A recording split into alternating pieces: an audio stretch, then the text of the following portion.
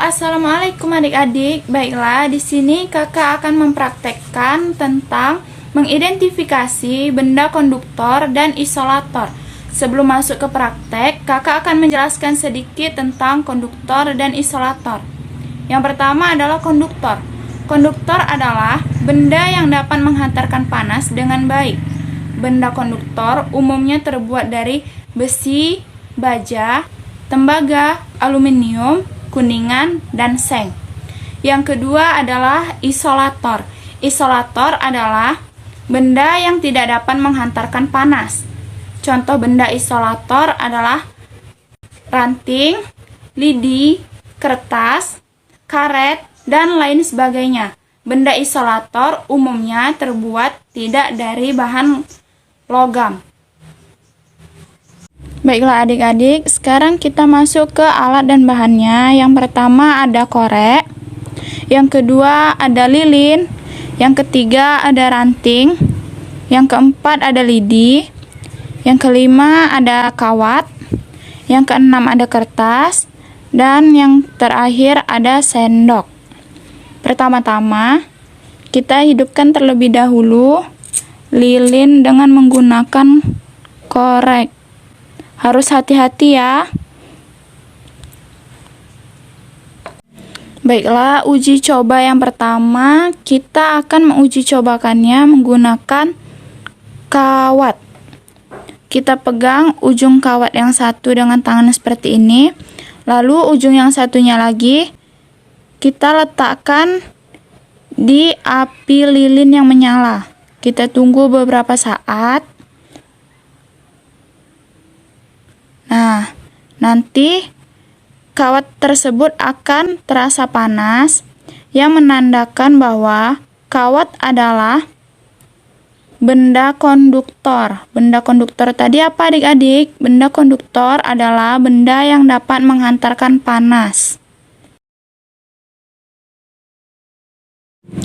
Uji coba yang kedua akan kita lakukan pada ranting pohon. Kita pegang seperti ini ujung yang satu dan ujung yang satunya lagi.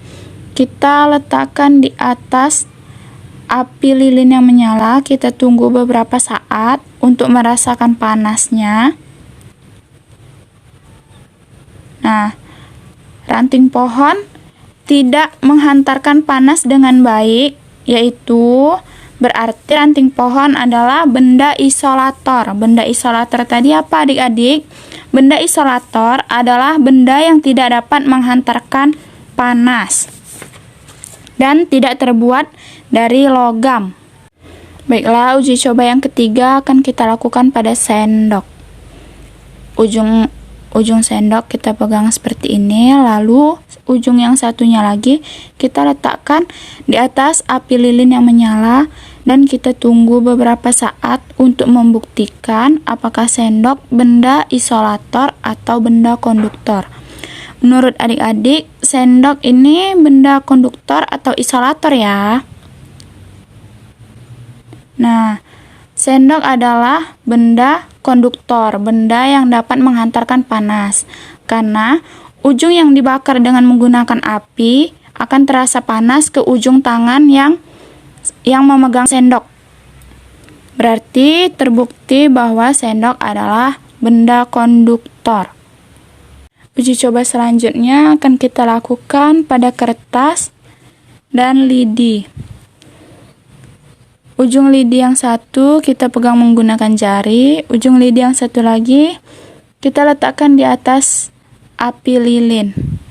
Nah, kita tunggu beberapa saat, yang ada dia terbakar ya adik-adik, namun ujung yang kita pegang di sini dia tidak terasa panas. Berarti lidi adalah benda isolator atau benda yang tidak dapat menghantarkan panas. Baiklah adik-adik, dari beberapa benda di atas, benda yang termasuk benda konduktor adalah kawat dan sendok, yaitu benda yang dapat menghantarkan panas dengan baik. Benda isolator adalah ranting pepohonan, lidi, dan kertas, karena benda tersebut tidak dapat menghantarkan panas dengan baik. Nah, kakak juga di sini mempunyai beberapa contoh benda konduktor dan isolator di dalam alat kehidupan yang kita pakai sehari-hari. Yang pertama ada penggorengan.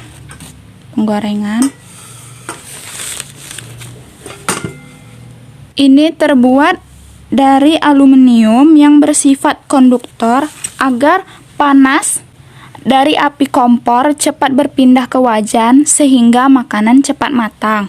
Sedangkan pegangannya ini terbuat dari bahan ebonit yang bersifat isolator agar panas dari api tidak cepat berpindah ke pegangan wajan yang membuat tangan kita panas. Jadi kita bisa memasak dengan aman dan nyaman. Yang kedua, kakak mempunyai cerek. Cerek terbuat dari aluminium yang bersifat konduktor agar air yang kita masak cepat mendidih ketika kita panaskan. Namun, pegangan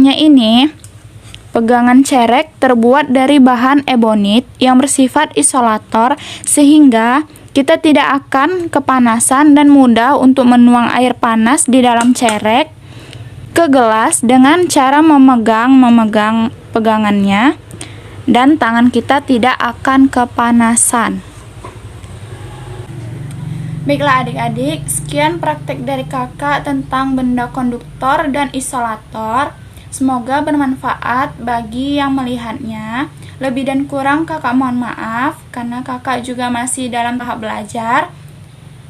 Kakak akhiri dengan billahi taufiq wal hidayah. Assalamualaikum warahmatullahi wabarakatuh.